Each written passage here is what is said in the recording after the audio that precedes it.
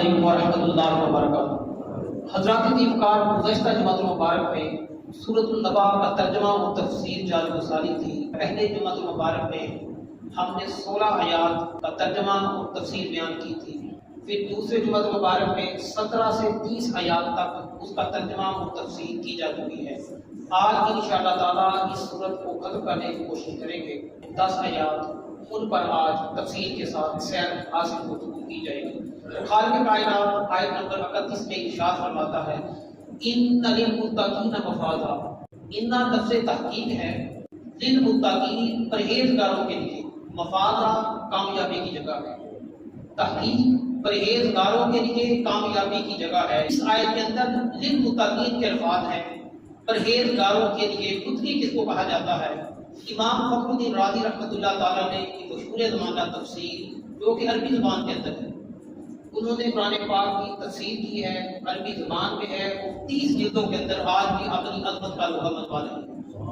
وہ بیان فرماتے ہیں وہ اس متقی کون ہے؟ فرماتے ہیں من سلک سبیل المصطفیٰ، جو آنکھیں بند کر کے ان گزرگاہوں پر چلے جن پر اللہ کے رسول گزرے ہیں۔ وَنَبَذَتْ دنیا وراء الغفا، اس بندے کی نظر دنیا پر نہیں ہوتی بلکہ دنیا کے خالق پر ہوتی ہے۔ وَقَلَّفَ نَفْسَهُ الْإِخْلَاصَ وَالْوَفَاءَ، اور وہ شخص اخلاص و وفا کا پیکر بن جاتا ہے۔ وَاجْتَنَبَ الْحَرَامَ وَالْجَفَاءَ، اور حرام کاموں سے، بے وفائی کے کاموں سے وہ شخص بچ جائے گا۔ یہ متقی کی تعریف ہے جو امام فخر الدین رازی رحمۃ اللہ تعالیٰ نے تفسیر کبیر کے اندر ذکر فرمائی ہے۔ تو اس آیت کریمہ میں متقی کا لفظ تھا، تو میں نے مناسب سمجھا کہ یہاں متقی کی تعریف جو ہے وہ ذکر کر دی جائے۔ حدائق وعنابا، حدائق جس کو کہا جاتا ہے عربی زبان کے اندر اس باغ کو جس کی ارد گرد 4 دیواری ہو، واہ جمع حدیقہ ہے۔ حدائق اور حدیقہ، حدائق وہ باغ ہے جس کے ارد گرد 4 دیواری کھینچی جاتی ہے، اس باغ کو حدائق کہا جاتا ہے۔ وعنابا، اور انگور، ایسے باغات اللہ وحدہ لا شریک عطا فرمائے گا جس میں انگور کی بیلیں ہوں، ایسے باغ ہوں گے جس میں انگور ہوں گے، ایسی جنت کا تذکرہ اللہ وحدہ لا شریک فرما رہا ہے۔ وکواکب اترابا، کواکب کس کو کہا جاتا ہے؟ ہر ابری ہوئی چیز اس کو کاف کہا جاتا ہے۔ ٹکروں پر دیکھیں یہ چیز ابری ہوئی ہوتی ہے، اس کو بھی کاف کہا جاتا ہے۔ تو یہاں اللہ وحدہ لا شریک نے ذکر فرمایا وکواکب، جوان بیویاں ہوں گی جن کے جو سینے ہیں وہ ظاہر ہوں گے۔ ہر ابری ہوئی چیز جیسا کہ میں نے ذکر کر دی۔ وکواکب اترابا، اطراف کس کو کہتے ہیں؟ اطرافہ کے لفظ ہے یہاں۔ اللہ وحدہ لا شریک اہل جنت کو ان کی جو بیویاں ہوں گی اور ان کے جو مرد ہوں گے وہ ہم عمر ہوں گے۔ یہ نہیں ہوگا کہ عمروں میں فرق ہوگا۔ تفاصیل کو اٹھا کے دیکھا جائے کہ جنتی جو ہیں جنت میں کس عمر میں جائیں گے، تو 30 سال 33 سال اس کے قریب الفاظ ملتے ہیں کہ جنتیوں کی اہل جنت میں جو عمر ہوگی وہ 30 سال کے قریب ہوگی، 33 سال کے قریب ہوگی، اس سے زیادہ۔ اور یہ نہیں ہے کہ بڑھاپے کی عمر میں وہ جنت جس کو ملے وہ وہاں ضعیف ہوگا، کمزور ہوگا، ایسی بات نہیں ہے۔ اور اس کی ایسی عمر ہوگی جس کو جوانی کی عمر کہا جاتا ہے۔ وَقَقْصًا دِحَاقًا، ققصہ پیالے کو کہتے ہیں اپنی زبان کے اندر۔ دِحَاقًا ایسا اس میں پیمانہ بار کر دیا جائے گا جیسے اچھلتا ہے۔ اور جنتی جام جو ان کو دیے جائیں گے وہ چھلک رہے ہوں گے، پیالوں سے باہر آ رہے ہوں گے۔ شراب طہورہ کا ذکر بھی ملتا ہے قرآن میں، ایسی شراب کے جام ان کو دیے جائیں گے جن میں کوئی نشہ نہیں ہوگا، جو ان کی عقل کو زائل کرنے والا نہیں ہوگا۔ ایسا مشروب ان کے استعمال کے لیے ہوگا جس کو وہ چکھیں گے تو اللہ تعالیٰ اس میں ہزار ذائقے رکھنے کے لیے تیار ہوگا۔ بندے اللہ کا بن کے دیکھ تو صحیح، اللہ کی نعمتیں تیرے ملے۔ لا يسمعون فيها لغوا ولا كذابا، قرآن یہ کہتا ہے کہ اہل جنت جب جنت میں ہوں گے وہ ایسا کلام نہیں سنیں گے لغو ولا کذابا، جو جھوٹ پر مبنی ہو، جو بےہودگی پر مبنی ہو، نہ بےہودہ کلام کو سنیں گے، نہ جھوٹ ہوگا، نہ کسی کی تکذیب کریں گے۔ جنت میں یہ چیزیں نہیں ہوں گی، ان کا کلام وہ بھی اچھا ہوگا، وہ کسی کی تکذیب کرنے والے نہیں ہوں گے۔ تکذیب کبھی کبھار حسد کی وجہ سے کی جاتی ہے۔ جنتی دوسرے جنتی سے حسد نہیں کرے گا، جب حسد نہیں کرے گا اس کا دل اس میں کینہ نہیں ہوگا۔ کینہ کہتے ہیں کسی کے لیے نفرت نہ ہو۔ حضرت عیسیٰ ابن مریم تشریف فرما ہے، دیکھا کہ لوگ عبادت کر رہے ہیں اور ایک شخص کونے میں پڑا سو رہا ہے۔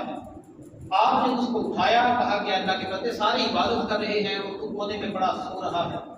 اس شخص نے عرض کیا ہے عیسیٰ علیہ السلام وجہ یہ ہے کہ میرا دل پاک ہے، صاف ہے، میرے دل میں کسی کے لیے نفرت نہیں ہے، میرے دل میں کسی کے لیے بغض نہیں ہے، عداوت نہیں ہے، دشمنی نہیں ہے۔ تو حضرت عیسیٰ علیہ السلام نے فرمایا پھر تیرا سو جانا ان عبادت کرنے والوں سے افضل ہے۔ جزاء من ربی کا عطاء حسابا، بدلہ ہوگا ہے تو کے لیے اپنے رب کی طرف سے، عطاء حسابا، جو کافی ہوگا عنایت پر مبنی ہوگا۔ حسابہ کے الفاظ ہیں، اسی سے لفظ حسیب بنا ہے۔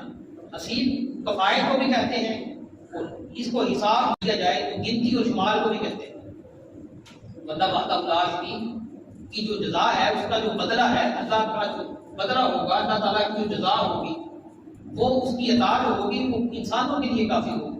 اور ایسا کریم بندہ ہے، اس کا جو کرم ہے وہ بندوں پر اتنا زیادہ ہوگا کہ بندوں نے سوچا بھی نہیں ہوگا۔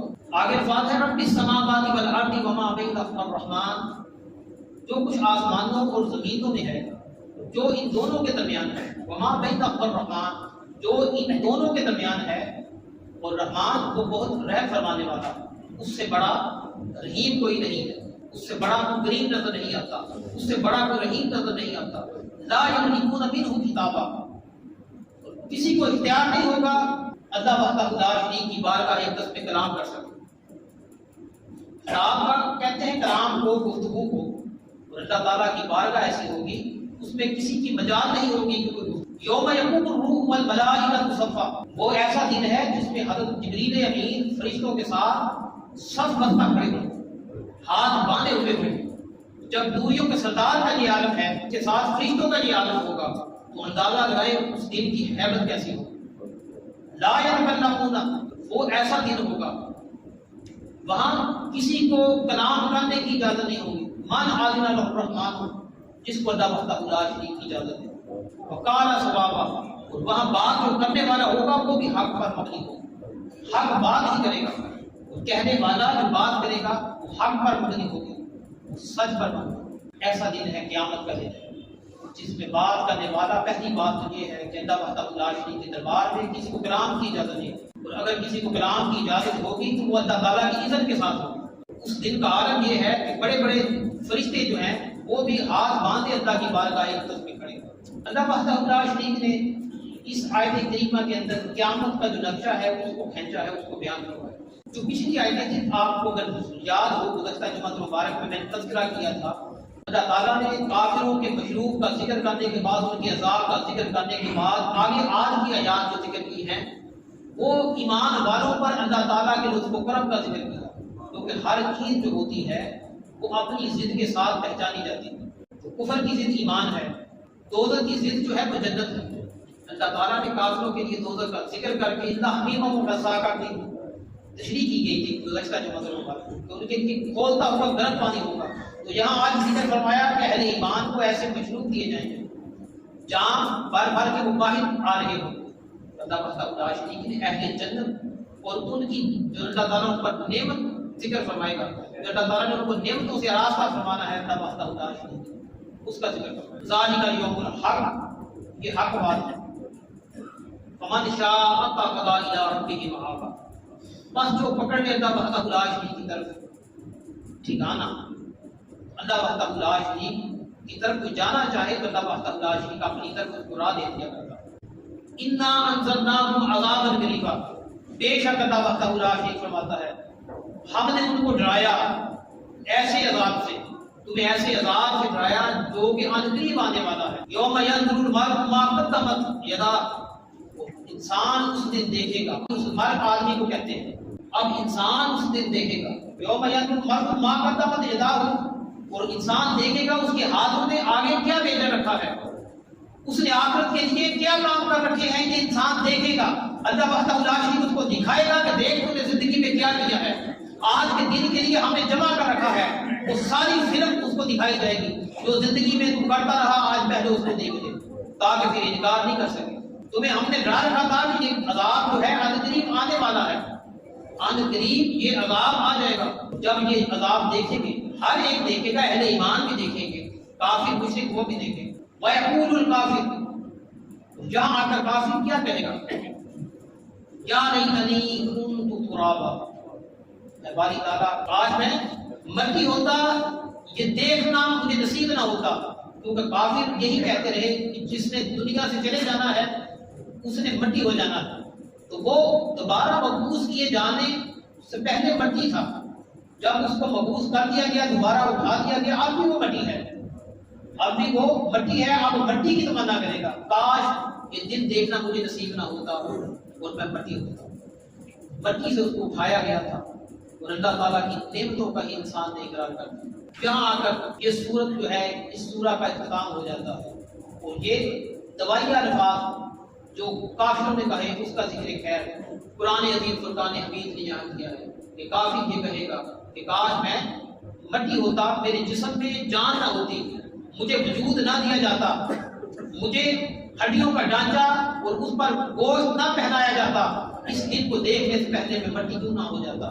یہی وجہ ہے ہمارے اسلاف حضرت ابو بکر صدیق رضی اللہ تعالیٰ یہ دعا مانگا کرتے ہیں، کہتے ہیں کاش میں بھی مٹی ہوتا، میں بھی تنکا ہوتا تاکہ میرا حساب نہ لیا جاتا۔ تو ان کا کہنا اور انداز سے ہے، کاش تنکا ہوتا، بے جان ہوتا، مجھ سے حساب نہ لیا جاتا۔ جب اللہ تعالیٰ نے انسان کو دنیا میں بھیج دیا ہے، اب اس کا حساب تو ہے، تو ہونا ہی ہونا ہے، ہونا ہی ہونا ہے، اس کے حساب کا وقت قریب ہے۔ اس سے اللہ تعالیٰ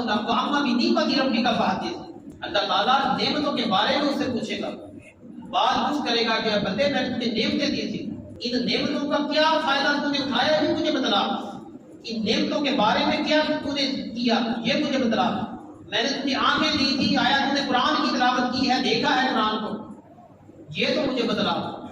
النظر الی المصحف عبادت، قرآن کو دیکھنا اللہ کے رسول نے فرمایا عبادت۔ حضرت شیخ عبد القادر جیلانی حسنی حسینی بغدادی پیران پیر کی دستگیر روشن ضمیر علیہ الرحمہ بابا خدا کے گلاب کو پکڑے رو رہے ہیں، ساتھ دعا مانگ رہے ہیں باری تعالیٰ قیامت کے دن مجھے عطا فرما۔ دیکھیں کہ ولایت کے کس درجے پر فائز ہیں، تو ساتھ یہ دعا مانگ رہے ہیں باری تعالیٰ قیامت کے دن میری آنکھیں نہ ہوں۔ لوگ طواف کر رہے ہیں، عشاء کے بعد سے یہ معاملہ چلتا ہے، طواف کرنے والے بھی اب رکنا شروع ہو جاتے ہیں۔ آپ نے اوپر نقاب اوڑھ رکھا تھا، نظر نہیں آتا تھا یہ دعا مانگنے والا کون ہے، اوڑھنی اوڑھ رکھی تھی اور ساتھ یہ دعا کر رہے تھے باری تعالیٰ قیامت کے دن میری آنکھیں نہ ہوں۔ کسی نے آگے بڑھتے ہوئے کہا کہ اللہ کے بندے بس کر جاؤ، اب تو ہمارے دل بھی بدل چکے، تیری دعا سن کے تو ایسی دعا کیوں مانگ رہا ہے، مان انت دور ہے۔ چادر کو ہٹایا، فرمایا آنا شیخ عبد القادر جیلانی، لوگ مجھے شہنشاہ بغداد کہتے ہیں۔ دیکھیں ان کی عبادت کیسی تھی، عشاء کے لیے وضو کیا کرتے، ساری رات عبادت کرتے، اسی وضو کے ساتھ فجر کی نماز پڑھتے۔ 40 سال انہوں نے زندگی کے ایسے گزارے۔ یہ باتیں زبان پر آسان ہیں، یا آپ ایک رات جا کے دیکھیں، ایسا کر کے دیکھیں۔ جن کی عبادت کا یہ معمول ہو کہ 40 سال زندگی کے ایسے گزارے، ہر رات عشاء کے لیے وضو کرتے، پھر فجر کی نماز اسی کے ساتھ پڑھتے۔ یہ باتیں زبان میں تو آسان ہیں، پر بڑی مشکل ہے۔ 15 سال ان کی زندگی میں ایسے گزرے کہ عشاء کے بعد قرآن کی تلاوت شروع کرتے، فجر سے پہلے پورا پڑھ لیا کرتے۔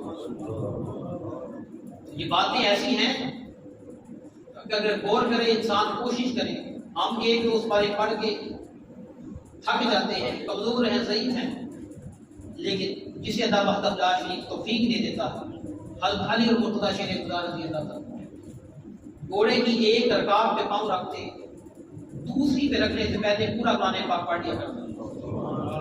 یہ اللہ تعالیٰ کی توفیق ہے، جسے اللہ تعالیٰ توفیق دے وہ ایسے کام کر جایا کرتا ہے، تو یہ اللہ تعالیٰ کی دین ہے۔ ایسے جو ہیں ان کو اللہ تعالیٰ قیامت کے دن کلام کی اجازت دے گا، ان کو اجازت ہوگی کلام کر لو۔ جو ایمان والے ہیں وہ مسلمان جو جہنم میں ہوں گے ان کی سفارش کریں گے، احادیث مبارکہ میں یہ ذکر آتا ہے، وہ سفارش کریں گے۔ لیکن جیسا کہ آپ نے آج کے بعد میں سنا کہ اللہ تعالیٰ کی بارگاہ اقدس میں کسی کو کلام کی اجازت نہیں ہوگی، تو اس سے مراد غیر مسلم ہے، کافر ہے، مشرک ہے۔